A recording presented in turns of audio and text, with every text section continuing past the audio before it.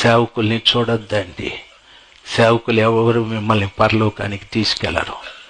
సంఘాలని చూడకండి, సంఘాలు మిమ్మల్ని పరలోకానికి తీసుకెళ్లరు. వాక్యాన్ని చూడండి. వాక్యం ఏం బోధిస్తుందో ఆ ప్రకారంగా జీవించండి. వాక్య ప్రకారంగా జీవించగలిగితేనే మీరు వెళతారు.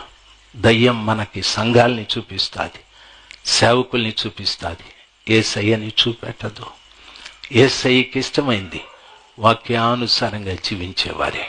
కాబట్టి వాక్యం చూడండి, వాక్యానుసారంగా చూడండి, నడవండి. రాజశేఖర్ మిమ్మల్ని పరలోకానికి తీసుకెళ్ళాడు, ఆయనే తయారు కావాలి. ఇంకొక ఆయన తీసుకెళ్ళాడు, ఇంకొక ఆయన తీసుకెళ్ళాడు. చాలామంది చెప్తారు మా సంఘంలో 3 ఆరాధనలని 30 ఆరాధనలు జరిగినాయి, మా సంఘానికి వచ్చే జనం ఈ ఊర్లో ఎవరికి రారంటారు. రాకపోతే పోని, జనం ధనం దేవునికి కాదు కావలసింది, జనంతో కాదు. ఆ విడిది గదిలో పెళ్లి కుమార్తె ఎవరు అని చూస్తాడు, జనం కాదు. పెళ్లి కుమార్తె ఎవరైనా చూస్తాడు. ధైర్యంగా నువ్వు చెప్పాలి, నేనే ఆ పెళ్లి కుమార్తె. ఆయన కోరుకున్న మార్పు నా జీవితంలో జరిగాది. నేనే పెళ్లి కుమార్తె.